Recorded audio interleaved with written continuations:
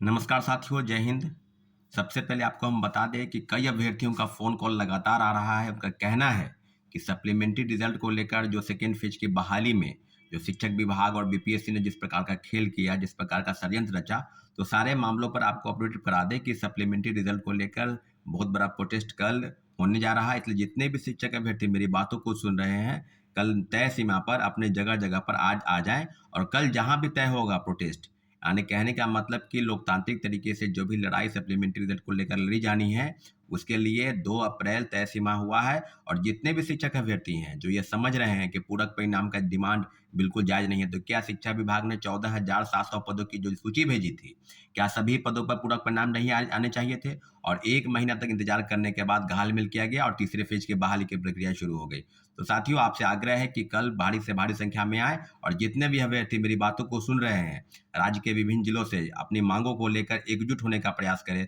Supplementary result पर उनका पूरा अधिकार है। अब रही बात कि कई अभ्यर्थियों का कहना है कि एक तरफ आप बता रहे हैं कि टीआरई 1 से लेकर टीआरई 2 तक फर्जीवाड़ा हो रहा है, वहीं दूसरी तरफ आप पूरक परिणाम की मांग कर रहे हैं। तो ये अभ्यर्थियों का डिमांड है कि हम सप्लीमेंट्री रिजल्ट को लेकर प्रोटेस्ट कर रहे हैं। मेरा जो बयान है, उस बयान से आप इत्तेफ़ाक रखते हैं या नहीं रखते हैं, लेकिन इतना ज़रूर है कि टीआरई 1 से लेकर टीआरई 2 तक जो भी फर्जीवाड़ा हुआ, सभी फर्जीवाड़े के तह में अब बीपीएससी और जो जाँच की टीम है, यानी आर्थिक अपराध इकाई, बिल्कुल सही दिशा में काम कर रही है और उसने बीपीएससी के अधिकारियों और कर्मचारियों से लिखित रूप में जो प्रश्न किया है, सबका जवाब उनको देना है तय सीमा पर और जितनी भी चीज़ें अब सामने आएँगी, उस सभी विषयों पर आपको हम अपडेट करा दें कि आने वाले समय में जो चीज़ें होंगी, आर्थिक अपराध इकाई की टीम द्वारा जो जाँच की जा रही है, सारी चीज़ें बिल्कुल पानी की तरह साफ़ हो जाएगी कि आगे मामला क्या है। साथियों, बिंदुवार हम चर्चा करेंगे कि क्या टीआरई 1 में जो 14,700 पदों की टीआरई 2 में और 4700 पदों की सूची भेजकर 2773 लोगों का रिजल्ट आया।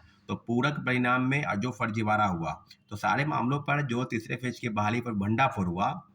जो आरोपी है, आरोपियों के बयान पर, आरोपियों के कहने पर, जिस जगह पहले विशाल चौरसिया हो, उसके बाद विजेंद्र गुप्ता हो, उसने सारे बयान दिए हैं कि टीआरई 1 से लेकर टीआरई 2 तक हूबहू प्रश्न पत्र मुहैया कराया गया। अब सारी चीज़ें बिल्कुल अब सामने आ रही है। अब बताइए, पटना के 90 फीट में एक सेंटर बनाया गया था, जहाँ से लोगों को परीक्षा केंद्र में पहुँचाने की, प्रश्न पत्र मुहैया कराने की और कई चीज़ों की जानकारी वहाँ से सामने आ गई है कि आर्थिक अपराध इकाई ने बिल्कुल अब उत्तर प्रदेश से इसके लिंक आ रहे हैं। उत्तर प्रदेश के कई सेटिंग-गेटिंग के तहत कई शिक्षा माफियाओं और जो सरगनाओं हैं, शिक्षा के सरगना, उनके साथ उनकी बातचीत हो रही है। तो इस मामले में क्या उत्तर प्रदेश के तमाम जिलों में, चाहे तमाम शहरों में, जैसे कि आपको बता दें कि बनारस हो, लखनऊ हो, कानपुर हो, इलाहाबाद हो, गोरखपुर हो, आदि सब जगहों पर छापेमारी चल रही है। और हजारीबाग से जो गिरफ्तारी हुई, उसमें महिलाओं को तो बेल मिल गया है, परंतु लगभग 300 के आसपास की जो गिरफ्तारी हुई थी, उसमें सारे शिक्षक अभ्यर्थियों का मैं बार-बार बीपीएससी से आग्रह कर रहा हूँ कि आप पूरा डाटा, पूरा नाम पता उसके ज़ाहिर करें कि कौन-कौन लोग गिरफ्तार हुए हैं, उनका क्रमांक क्या है, किस सब्जेक्ट में वो परीक्षा में बैठने वाले थे, टीआरई 1 से लेकर टीआरई 2 तक जो भी फर्जीवाड़ा हुआ है, सारे का बिंदुवार चर्चा आपको हम बताते चले कि आने वाले समय में इस तरह की चीज़ें हो रही है। अब कहने की ज़रूरत नहीं है कि आर्थिक अपराध इकाई की टीम किस प्रकार से काम कर रही है, लेकिन इतना ज़रूर है कि अगर आप पिछले अगर इतिहास को आप दोहराएँगे, तो ये पाएँगे कि 67वीं पेपर लीक कांड में आप ये मानेंगे कि कई लोगों का नाम सामने आ रहा था। कभी पिंटू यादव का नाम आ रहा था, कोई आईएएस रंजीत का नाम आ रहा था, फिर डीएसपी पद पर तैनात रंजीत रजक का नाम सामने आया। उसमें कइयों लोग, सैकड़ों लोग की गिरफ्तारी हुई। अभी जो मामले सामने आ रहे हैं, उसमें रंजीत रजक सस्पेंड हो गए, फिर उनको कोर्ट में जेल गए, फिर उसके बाद वो फिर सस्पेंशन उनका रिवॉक हो गया, फिर वो जॉइन कर लिए। तो कई चीज़ें बिल्कुल अब इस सामने में है कि क्या 67वीं पेपर लीक कांड में कई जो बातें सामने आ रही थी, उस पर लीपापोती हो गया। तो क्या उसी प्रकार से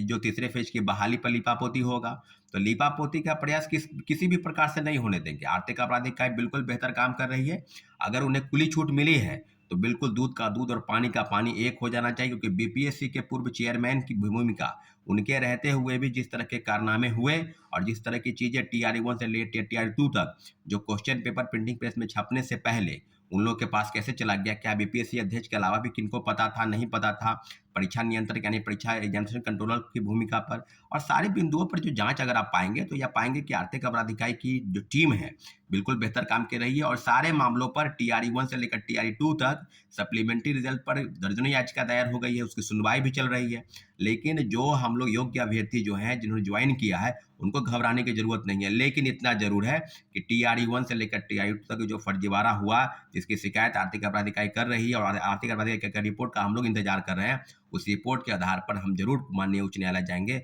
और सारे लोगों पर जो बड़े पैमाने पर फर्जीवाड़ा डॉक्यूमेंट के आधार पर या सेटिंग गेटिंग के तहत बहाल हो गए हैं वो आप समझ ले कि आपकी नौकरी किसी भी हाल में बचने नहीं जाएगी। हम लोग पूरा प्रयास कर रहे हैं कि माननीय उच्च न्यायालय के शरण में जाकर और सब मामलों की तहकीकात करें कि क्या TRE 1 से लेकर TRE 2 तक जो भी फर्जीवाड़ा हुआ बिंदुवार चर्चा होगी और जितने भी योग्य अभ्यर्थी हैं वो सारे को घबराने की जरूरत नहीं है, लेकिन इतना जरूर है कि लड़ाई को अंतिम मकाम तक पहुंचाने के लिए माननीय उच्च न्यायालय जरूर जाना होगा। इसके लिए BPSC और आर्थिक अपराध इकाई की टीम जो जांच कर रही है उसके सारी बिंदुओं पर हम लोग चर्चा करेंगे और आने वाले समय में जिस प्रकार से होगा, इसलिए पुनः आपसे आग्रह करते हैं कि सप्लीमेंट्री रिजल्ट की मांग को लेकर जो भी प्रोटेस्ट कल हो रहा है उसमें आप बढ़ चढ़ के हिस्सा लें और सरकार के समक्ष अपनी बातों को रखें साथियों। ठीक है, धन्यवाद, जय हिंद।